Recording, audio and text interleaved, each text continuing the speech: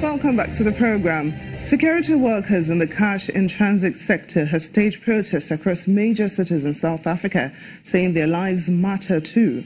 In Johannesburg, they marched through the central business district to hand over a memorandum of their concerns to representatives of the Provincial Public Safety Department.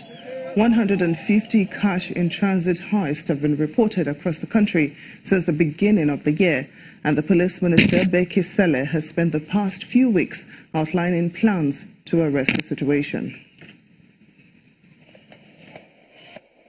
Request that your department investigate, regulate and put measures in place that would assist in securing the safety and security of our members. Without these workers, South Africa could not function, and they need to protect while is performing their duties in such a crucial and important sector of the economy. A regulation of firearms to be amended to allow the security officers to carry higher caliber firearms. Currently, the regulations limit the CIT. How can you carry a Meringo or a 3.8 against an AK-47? Regulate training measures to ensure that companies provide proper training and that workers are paid while it's on training facilities. We know that the government would say that that is not our role. But what are you doing as a government if you leave it to everybody to operate in the CIT with safety vehicles? At the end of the day, it becomes the government's problems. At the end of the day, it becomes the police problems. Police are also dying in the line of duty as a result of this. So let's work together. Meanwhile, a campaign group, South African Friends of Israel, has lashed out at the government's decision to suspend Mfufulatse, the city's health member of municipal council, after her controversial comments. The group says her suspension for saying Johannesburg is a friend of Israel is a serious threat to democracy. She was dismissed by Mayor Herman Mashaba after a video of her speaking at an event went viral. In a statement, it said the reaction was hysterical, as well as being a clear attack on the Christian and Jewish community, as well as other minority religious communities. In her defense, Ms. Fulatse said she was speaking in her personal capacity and not as a representative of Johannesburg. Here in Nigeria, the Minister of Power, Works and Housing, Babatunde Fashola, has commissioned 3 electricity power plants in Kaduna State. Mr. Fashola, who is optimistic of Nigeria's journey to stable and sufficient power supply, is asking electricity distribution companies to speed up metering of their customers in order to put an end to estimated billing. For decades, power outages and estimated billing have been the lot of electricity consumers in Nigeria. Over the years, population explosion and the increased demand for electricity have made the problem more glaring.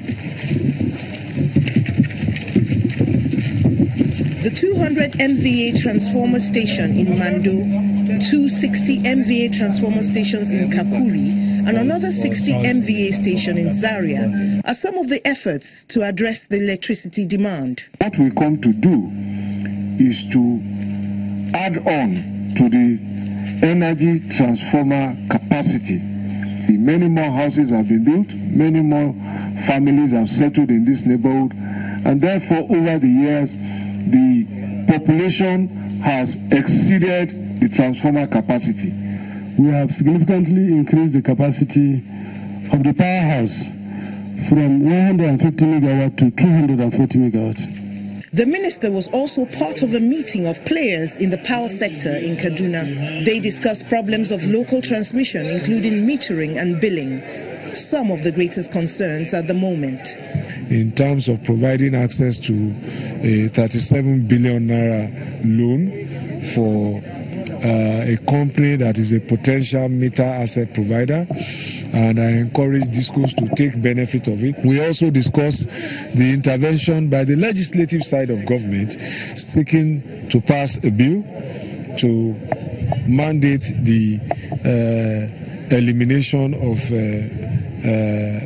estimated billing and possibly criminalize it. How we can improve in terms of transmission, how we can complete the outstanding projects, and how we can also improve in terms of distribution.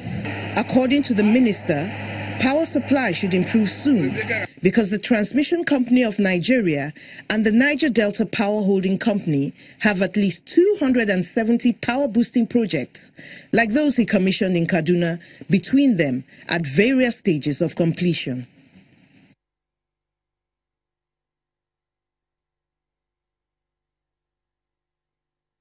Just as the month of Ramadan comes to an end, a Somali man is feeding Mogadishu's poor in the spirit of the fasting month. Ahmed Hussein Mohammed says though it is not always safe, the homeless have been forgotten as the country battles with insurgency and tries to rebuild after years of conflict. Not everyone in Mogadishu can afford to have a decent meal. So this year, Ahmed Hussein Mohammed decided to start distributing food to homeless people in the city during Ramadan.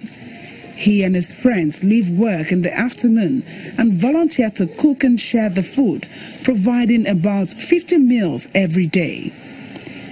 The marketing executive who works at a cable TV company says he saved up for the project during the year to meet the expenses that cost about $60 a day to prepare and deliver the food to the streets. The main reason I help the homeless is because they do not have a voice and they do not have the means to celebrate Iftar, the meal that ends a day of fasting.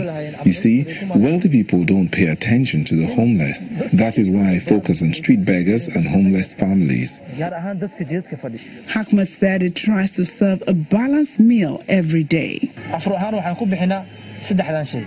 I give them three things. First, I give them dates and water to break their fast, and then a small meal pack that consists of rice, meat and vegetables. So when the person has these, they have had a full iftar meal. Somalia's capital of Mogadishu is rebuilding fast since African Union troops gained control of the city from Al-Shabaab Islamist militants in 2011. But the government is still struggling to build a financial system and pull the country's 12 million people out of poverty. The 25-year-old says he would like to expand his charity program to reach more people, but says he lacks enough funding to do so. The main challenge I face is that sometimes when you're distributing 10 meals to people, for example, and you find that there are more people than you expected, and some of them try to grab meals by force without asking you.